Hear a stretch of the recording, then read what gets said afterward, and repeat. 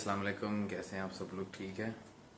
तो मैं ना आज वीडियो बनाने का कोई मूड नहीं था, लेकिन ना एक बहुत ही प्यारी बात जो है ना मुझे याद आ गई, तो मैंने सोचा कि उस पर एक जो है ना वीडियो बनानी लाजमी है, यानी कि बनानी चाहिए। कि कल हमारे ना मतलब रूम के अंदर ना बहुत ही ज़्यादा बहस हुई, सुन्नी और शिया इस तरह। मतलब आपको पता रमज़ान है तो दीन की बातें होती हैं, तो लोग उसके ऊपर कई दफ़ा बहसते भी हैं।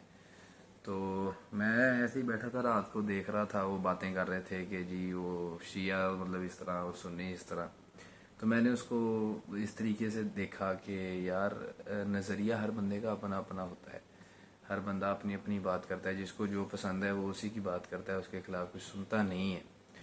तो फिर अचानक से मेरे जहन में एक सवाल आया, तो मैंने खुद ही उसका जवाब दिया। तो वो सवाल ये आया कि जब मजनू से ये पूछा गया कि बनु उमैया और बनु हाशिम में खिलाफत का हकदार कौन था, तो उसने जवाब दिया कि लैला।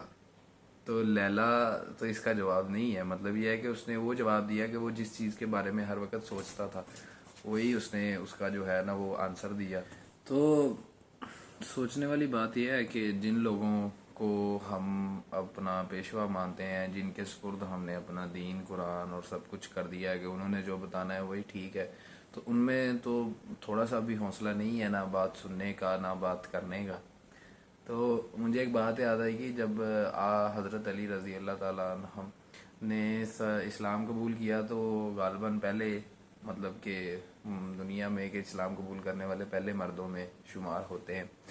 तो उन्होंने एक दफ़ा फरमाया कि जब मैं लोगों को सलाम करता हूँ तो लोग मेरे सलाम का जवाब नहीं देते। तो शेर खुदा उनका लक़ब है, और उनको बहुत ही इस चीज़ के ऊपर उनका दिल कितना हुआ होगा कि यार मैं लोगों को सलाम करता हूँ, लोग मेरी सलाम का जवाब नहीं देते। तो जब आपने कुछ चेंज पैदा करना होता है दुनिया में, तो आपको बात सुननी भी पड़ती है। सिर्फ करने करने से काम नहीं चलता, बात सुननी भी पड़ती है कि अगले बंदे की आप बात सुने भी। तो आजकल तो इसके ऊपर एक तो लोग यार बहस नहीं करनी, यार छोड़ दो, दीन पे बहस नहीं करते, छोड़ दो। छोड़ छोड़ के मेरे हिसाब से अगर किसी भी बंदे को अभी आप कोई भी छोटी सी सूरत पूछ लें, उससे आप वज़ू करने का तरीका पूछ लें, वज़ू के फ़राइज़ पूछ लें, गुसल के फ़राइज़ पूछ लें, नमाज के फ़राइज़ पूछ लें, नमाज कैसे पढ़नी है, नमाज के अंदर क्या क्या पढ़ना है, तो उनको इस चीज़ का कोई इल्म ही नहीं है। वो इस वजह से नहीं है कि यार बहस ना करो दीन पे, दीन बहस के लिए नहीं है, बहस छोड़ो। जिनको पता है उनको देखो, जिनको पता है उनसे पूछो। पूछना चाहिए, अच्छी बात है, लेकिन आप खुद भी पढ़ें।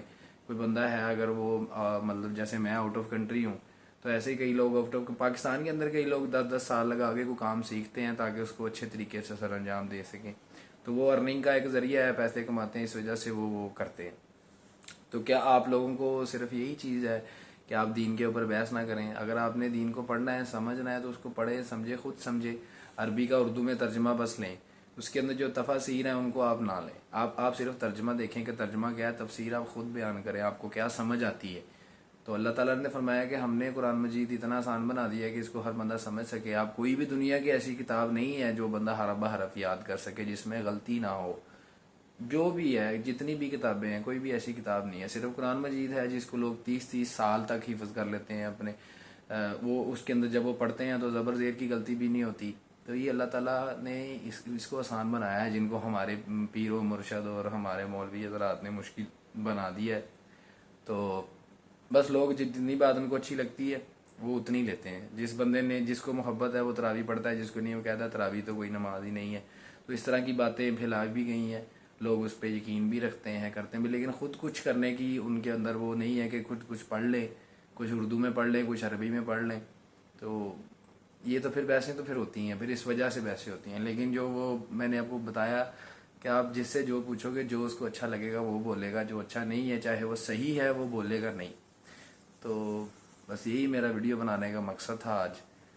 यही आप लोगों को बताने का भी यही मकसद था कि एक मेरे दिन में सवाल आया कि वो इतनी बड़ी बात है कि जब उसको पूछा गया मजनू को कि बनु हाशिम और बनु उमैया में ज़्यादा हकदार खिलाफत का कौन था, तो उसने बोला लैला।